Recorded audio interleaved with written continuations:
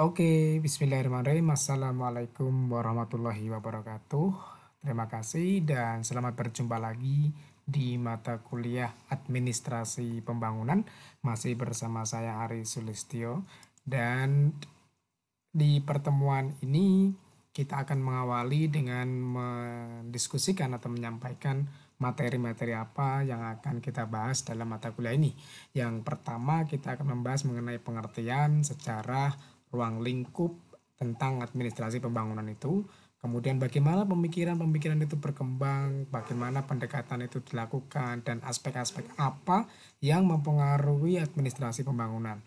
Kemudian diskusi akan kita lanjutkan tentang bagaimana perencanaan dan sasarannya, pelaksanaannya, mengkoordinasikannya, bagaimana mengawasi, bagaimana melihat partisipasi publik dan peran-peran kelompok yang berkepentingan. Dan nanti di bagian akhir kita akan mendiskusikan dilema-dilema yang muncul, yang kekinian saat ini ada, serta bagaimana kemudian reformasi dari administrasi pembangunan itu sendiri dilakukan di Indonesia terutama.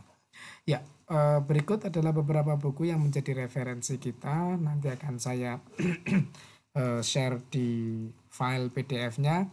Semoga para mahasiswa, Bapak Ibu semua bisa mencetaknya atau bisa ngeprintnya untuk kemudian dibaca untuk lebih memudahkan diskusi kita baik di hari ini ataupun di pertemuan yang akan datang. Ada 3 buku: Administrasi Pembangunan, Teori dan Praktek, kemudian Pemikiran dan Praktek Administrasi Pembangunan, serta sebuah ringkasan materi yang menarik yang ditulis oleh Tri Widodo terkait dengan administrasi pembangunan itu sendiri. Ya, untuk menu kita hari ini akan kita bagi menjadi 2 sesi. Di sesi yang pertama akan ada penjelasan, kemudian akan dilanjutkan dengan diskusi atau tanya jawab.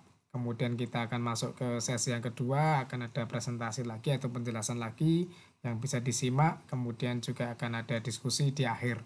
Di setiap akhir presentasi akan ada sebuah pertanyaan yang sebenarnya ini hanya berfungsi untuk memicu diskusi kita biar lebih fokus, karena kemudian ketika diskusi itu berjalan akan ada pola interaksi antara kita semua untuk saling belajar begitu ya.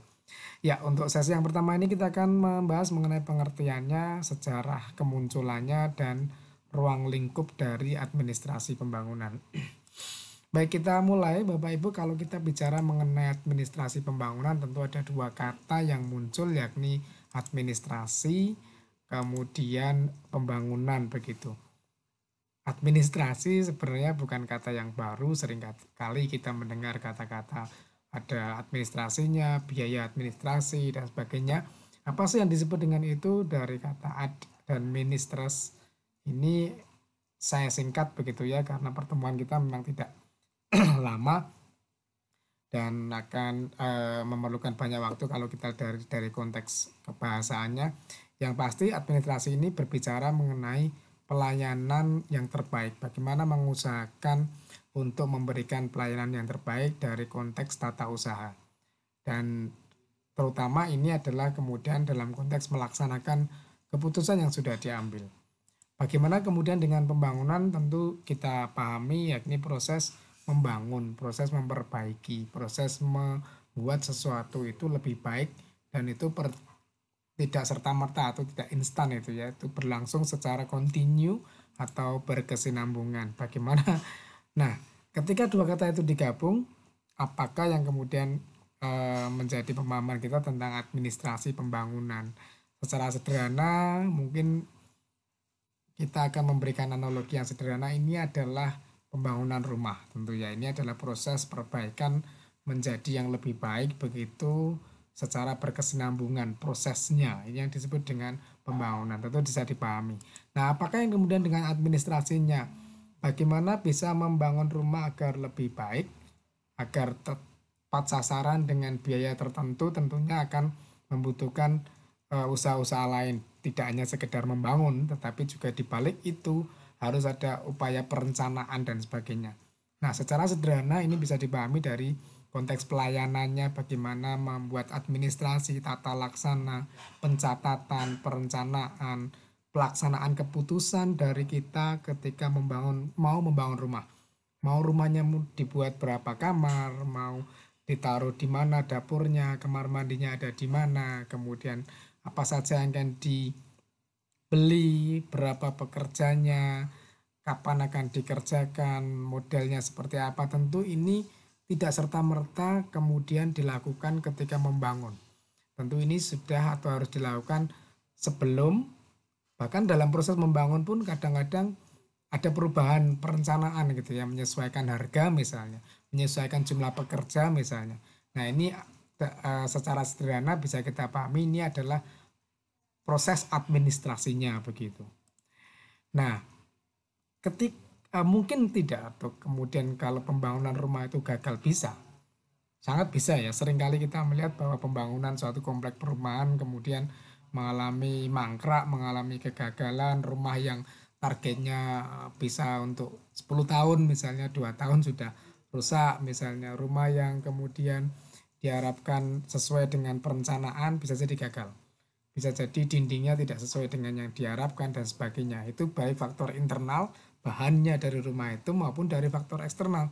Karena cuaca, karena gempa dan sebagainya.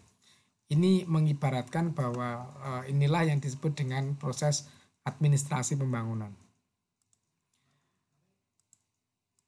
Ya, oleh karena itu kemudian didefinisikan tadi, sampaikan di depan, pelayanan yang terbaik, bagaimana mengusahakan tata laksananya, perencanaannya, eksekusinya, persiapannya, dan juga proses dari suatu proses pembangunan, dari suatu proses yang memperbaiki yang berkesinambungan tadi.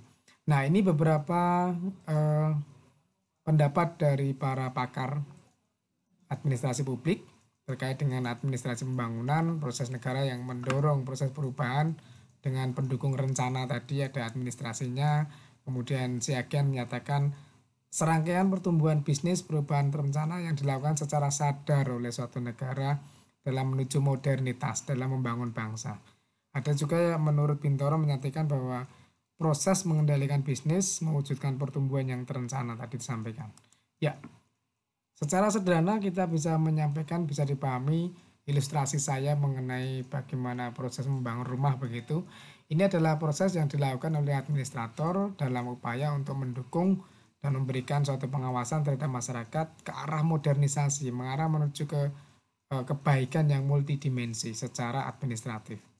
Atau bisa juga Anda menyatakan upaya yang dilakukan oleh negara atau pemerintah untuk tumbuh dan berkembang sesuai situasi yang dianggap lebih baik dan maju dalam kehidupan nasional. Jadi secara tulisan kebahasaan bisa sesuai dengan konsep yang kita pikirkan, bisa bermacam-macam, tapi yang jelas kita memiliki pemahaman yang sama mengenai apa itu administrasi pembangunan. Untuk lebih detailnya, lebih rincinya, Bapak Ibu nanti bisa mengelaborasi, memperluas wacana dengan membaca buku yang menjadi referensi begitu.